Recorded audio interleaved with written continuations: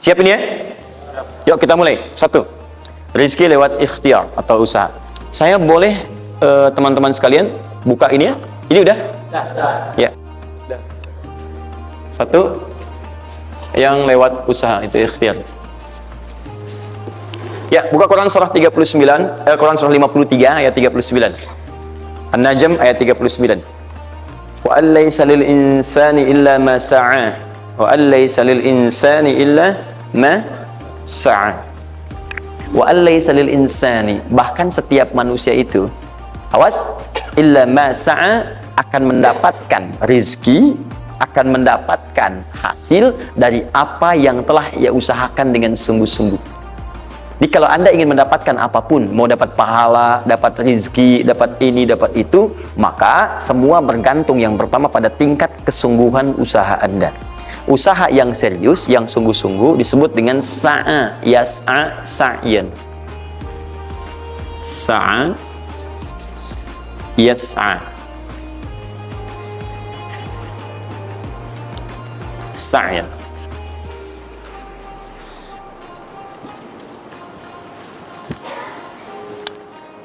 Ini sa'a, yas'a, sa'yan tidak disebutkan dalam bahasa Arab kecuali menunjuk satu usaha yang sangat serius, sungguh-sungguh.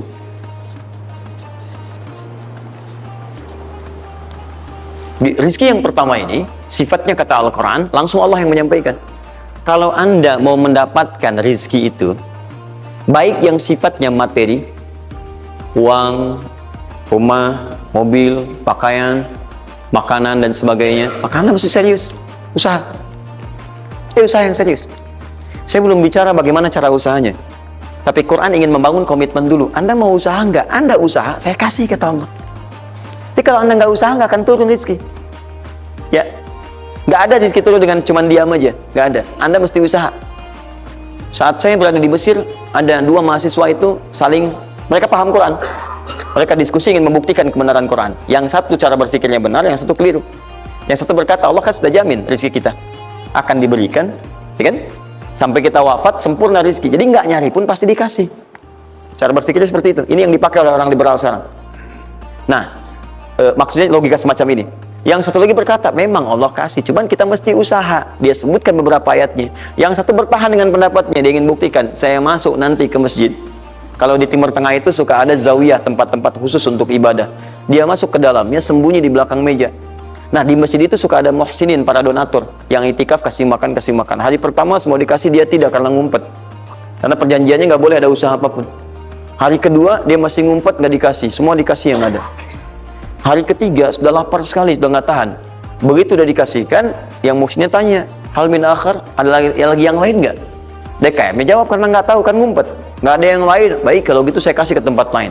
Karena beranjak mendengar suara itu, dia langsung kasih kode dengan berdahan. Kaget kan DKM.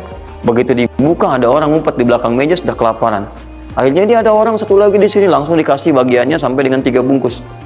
Begitu dikasihkan itu, teman yang kedua tadi yang mengatakan mesti ada usaha, langsung mengejar pada teman yang bersembunyi. Dan dia katakan, kan saya bilang dari awal, rezeki itu mesti dicari, walaupun dengan sama. Saya juga sama, Ustadz pemateri misalnya kan, begitu kehausan ya, dia kan, misal panitia datang, macam-macam lah. Misal. Enggak, itu contoh. Saya nggak biasa ceramah sambil minum. Ya.